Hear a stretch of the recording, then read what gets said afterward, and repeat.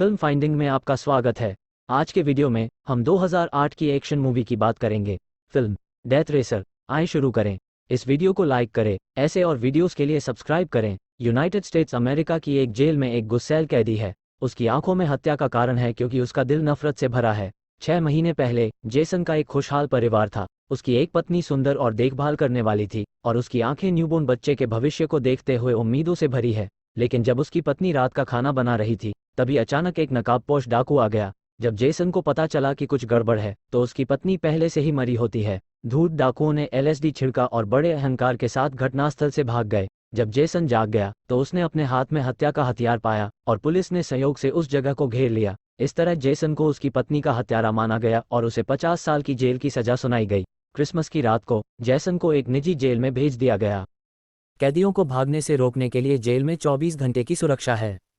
Jail समुद्र पर बनी है, आने जाने का एक ही रास्ता है, क्योंकि इस जेल में सभी सबसे शातिर अपराधी हैं, सबके हाथ खून से सने हैं। एक दिन जेसन शांति से नाश्ता करना चाहता था, लेकिन एक दूसरा कैदी जो उसे देख के खुश नहीं है पास आता है। न केवल खाने की थाली थूकता है बल्कि उसकी पत्नी को अपमान भी किया। लेकिन उन्हें नहीं पता था कि उन्होंने इस बार गलत व्यक्ति से पंगा लिया है। लड़ाई के बाद जेसन को हेनेसी के सामने लाया जाता है, जो पूरी जेल को नियंत्रित करती है और एक समझौता न करने वाला तानाशाह है। कैदियों से पैसा कमाने के लिए वह फ्लाइंग कार रेस आयोजित करती है। मौत की सजा पाए कैदी ड्राइवर बन जाते हैं, एक दूसरे को मारने के लिए मॉडिफाइड रेस कार चलाते हैं। अगर कोई लगातार 5 रेस जीत सकता है तो उसे माफ कर दिया जाएगा और जेल से छोड़ दिया जाएगा। ट्रैक एचडी कैमरों से भरा पड़ा है और पूरी दुनिया के दर्शकों के लिए रेस का लाइव टेलीकास्ट किया जाता है। पिछली दौड़ में फ्रैंक नाम के एक नकाबपोश ड्राइवर ने सुपर स्ट्रेंथ के साथ लगातार 3 रेस जीती। चौथी रेस में फ्रैंक को एक टेक्निकल फेलियर का सामना करना पड़ा और उसके विरोधियों द्वारा उसको निर्दयतापूर्वक निशाना बनाया गया। हालांकि उन्होंने रेस जीत ली, लेकिन गंभीर चोटों के कारण उनकी मृत्यु हो गई। हेनेसी ने रेटिंग में गिरावट से बचने के लिए फ्रैंक की मौत की खबर को तुरंत ब्लॉक कर दिया। उसे फ्रैंक की जगह लेने और प्रतियोगिता जारी रखने के लिए एक मजबूत कैदी की सख्त जरूरत है। जेसन उसके लिए एकदम सही उम्मीदवार है। जेसन शुरू में अनिच्छुक है, लेकिन हेनेसी का प्रस्ताव इतना अच्छा है कि मना नहीं कर सकता और जेसन को तब क्षमा किया जाएगा जब तक वह फ्रैंक होने का नाटक करके 5वां मैच जीत जाता है। सौदा तय होने के बाद जेसन वर्कशॉप में आया और टीम के कोच और टेक्नीशियन फैटी से मिला। रेस कार तैयार थी, एक उच्च शक्ति वाले इंजन के साथ जो भयानक 850 हॉर्स पावर के साथ। दुर्घटनाओं से बचने के लिए कार नोज से भी लैस है। रेसिंग डिफेंस भी बहुत मजबूत है। सामने और साइड में 2 सेंटीमीटर स्टील प्लेट व बुलेट प्रूफ ग्लास है। पीछे 15 सेमी मोटी ठोस कवच है। इनके अलावा कार स्मोक बम और यहां तक कि पेट्रोल बम से भी लैस है और फिर 2 multi barrel Gatling machine gun के साथ। इसे वास्तव में एक बहुत मजबूत प्रदर्शन के रूप में वर्णित किया जा सकता है। कोच के मुंह से फ्लाइंग कार रेस को 3 गेम में विभाजित किया गया है। पहले 2 गेम जीतने के लिए जितने हो सके उतने विरोधियों को जान से मारना होगा और खुद की जान बचा के फिनिश लाइन क्रॉस करने वाला तीसरे गेम के लिए जाएगा। तीसरा गेम असली रेस है जिसमें स्पीड मैटर करेगी। उनको उनकी रेस में मदद करने के लिए एक महिला कैदी साथ देगी। जेसन के मुख्य प्रतिद्वंद्वी हैं, जो एक 14 के चीनी हैं, हेक्टर ग्रिम्मर पचेनको, पूर्व पेशेवर रेसिंग ड्राइवर कोल्ट, और जो 5 लोग हैं। सुंदर महिला कैदियों का चयन रेसर के नेविगेटर के रूप में होता है। जेसन का नेविगेटर केस और भी अधिक शक्तिशाली है और उसे बचाने में उसने कई बार फ्रैंक की मदद की है।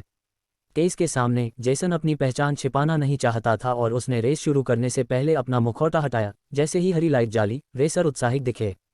लाइव टेलीकास्ट भी शुरू किया गया, जिसे देखने के लिए 45 मिलियन से अधिक लोगों ने सब्सक्रिप्शन खरीदा था। जेसन ने फ्लो गैस से बढ़त बना ली और टीम के बाकी खिलाड़ी तेजी से दौड़ पड़े। झुंड में भगदड़ मचनी शुरू हो गई और जेसन ने जल्द ही अपना स्थान खो दिया। चौथे स्थान पर आकर केस ने शांति से शॉर्टकट लेने का आदेश दिया और जेसन ने एक बार फिर बढ़त लेने के लिए चौराहे पर एक्सीलरेट मारा। रेस का दूसरा लैप आ गया और हेनेसी ने सेंसर को चालू करने का आदेश दिया। गनफायर, स्मोक बम और नैपालम और ट्रैप को ट्रिगर किया। जेसन के पास अपनी पहली रेस में अनुभव की कमी थी और वह हथियारों को चालू करने में असफल रहा और उस पर गैटलिंग मशीनगनों से बेतहाशा गोलीबारी करते हुए दुश्मन उसके पीछे पड़ गए। बदले में ग्रिम्मर, जो बहुत उत्साहित था, वह अपने सामने कोल्ट को देख रहा था जो मरना नहीं चाहता था और उसने पलटवार शुरू करने के लिए स्टील की कीलें फेंकी। ग्रिम्मर पंक्चर टायर से बचने में असमर्थ था। कार ने नियंत्रण खो दिया और रोल करना शुरू कर दिया। 14K ने मिसाइल लॉन्च करने का सही समय देखा। कार के परखच्चे उड़ गए और वह सीधे जमीन पर जा गिरी। ग्रिम्मर कार से बाहर निकला और कैमरे की ओर चिल्लाने लगे, लेकिन अगले ही पल उसके टुकड़े टुकड़े हो गए। रेस के आखिरी लैप में, जो के पास सबसे बड़ी गैटलिंग मशीन गन है, शक्ति वास्तव में अद्भुत है और साथ में कोल्ट भी उसके पीछे लग गया, जिससे जेसन का कवच खराब हो गया। जेसन ने केस को इजेक्टर सीट पर पेट्रोल बम रखने को कहा और सीट को इजेक्ट कर दिया, जिससे पेट्रोल बम ऊपर की ओर उछाला और तेल अचानक कोल्ट की पूरी कार के ऊपर गिर गया। कोल्ट की प्रतिक्रिया की प्रतीक्षा किए बिना केस ने पहले ही सिगरेट लाइटर को बाहर फेंक दिया था और कार तुरंत आग की लपटों में घिर गई थी। एक भयंकर संघर्ष के बाद जेसन पहले स्थान पर कब्जा कर लेता है और उसे लगता है कि वह तुरंत जीत गया है, लेकिन अनजाने में उसने देखा कि पचेनको द्वारा किया गया उत्तेजक इशारा ठीक वैसा ही था जैसा कि उसकी पत्नी के हत्यारे ने किया था। जेसन, जो इससे विचलित था, जो ने जेसन की कार को जोर से टक्कर मारी और वो सड़क के किनारे रुक गया, अंततः छठे स्थान पर रहा। कार में भी काफी छेद हो गए। रेस से डर जाने का बाद वह पचेनको के उस इशारे के बाद जेसन ने साफ साफ कहा वह आगे हिस्सा नहीं लेगा। हेन्ने से इसके लिए तैयार थी और उसने जेसन के बच्चे की एक तस्वीर निकाली और उसे धमकी दी, इसलिए जेसन को फिर से समझौता करना पड़ा। उस रात वह गुस्से में वर्कशॉप में आया। जेसन अनजाने में पकड़ा गया और गर्दन के चारों चैन से बंधा हुआ था और पचेनको बेपरवाह था, मारने के लिए एक बड़ा रिंच लेकर आया। लेकिन अगले ही सेकंड पीछे से पचेनको पर एक तेज प्रहार होता है। देखा कि समय पर फैटी आ जाता है। जब दूसरे लोग फैटी को प्रताड़ित करते हैं, जेसन ने स्टील ब्लॉक उठाया और पलटवार करना शुरू कर दिया। पचेनको, जो कि जेसन को उसकी बीवी के मर्डर का सच बताता है, तभी जेल प्रेरी अचानक आ गए और पचेनको को बचाने के लिए जेसन को कट लगा दिया। दूसरी रेस तय समय के अनुसार स्टार्ट की गई, जब सभी लोग शुरुआती लाइन से बाहर निकल गए। हालांकि जेसन घबराता नहीं है और एक पुरानी वर्कशॉप में ड्राइव करता है, जहां वह केस को बेदखल करने की धमकी देता है ताकि एक बड़ी साजिश रची जा सके, जिससे पता चलता है कि केस हेनेसी के लिए अंडरकवर है ताकि वह जेसन को रेस जीतने से रोके। इस प्रकार उसे जेल में रखा जाए और हेनेसी को अधिक लाभ पहुंचे। बदले में हेनेसी केस को जेल से छोड़ने के लिए एक डिक्री पर सिग्नेचर करेगी। लेकिन अब केस के पास जेसन को सहयोग करने के अलावा कोई रास्ता नहीं है। रेस के लिए ट्रैक पर वापस जाने के लिए जेसन नाइट्रस को चालू करता है, लेकिन वह अब पहले स्थान के लिए नहीं जाता है। इसके बजाय उसकी नज़र अपनी पत्नी के हत्यारे पचेनको पर पड़ी और उसने अपनी कार घुमाई। पचेनको और जेसन ने एक दूसरे पर बेतहाशा गोलियां चलाना शुरू कर दिया जब तक कि वह स्मोक ग्रेनेड को चालू करने के लिए शील्ड के ऊपर से निकल जाता। पचेनको को धुएं के कारण कुछ नजर नहीं आ रहा था और बुरी तरह दुर्घटनाग्रस्त हो गया। यह देखकर कि दुर्घटना से पचेनको की मौत नहीं हुई, जेसन ने तुरंत अपनी कार रिवर्स करी और पचेनको से अपनी बीवी के खून का बदला लिया। इस बीच हेनेसी दौड़ को और रोमांचक बनाने के लिए एक बड़ा खूनी खूंखार भेजती है जिसे ड्रेडनॉट कहा जाता है। ड्रेडनॉट भारी मारक क्षमता से लैस था और उसने ड्राइवर्स पर गोला बारूद डालना शुरू कर दिया। आग की लपटें हर जगह विस्फोट कर रही थी। दो चालक खोल के नीचे आके मर गए। ड्रेडनॉट बहुत शक्तिशाली है। 14 के उसकी चपेट में आ जाता है। एक बार टायर पंचर हो जाने के बाद बचने का कोई रास्ता नहीं था और बहुत मोटी तोप के सामने 14 के केवल नफरत की मौत मरता है। अब वो दोनों बचे थे। उन्होंने प्लान बनाया कि ड्रेडनॉट को रोकने के लिए ड्रेडनॉट को ओवरटेक करके और डेथ हेड को चालू करना होगा, जिससे पूरा ड्रेडनॉट खत्म हो गया। वास्तव में हेनेसी अब जेसन को मारने के लिए तैयार हैं। जेसन की रेसिंग कार पर हेनेसी के कहने पर बम लगाया गया। बाद में उस रात जेसन एक अति साहसी योजना के साथ जो के पास पहुंचता है।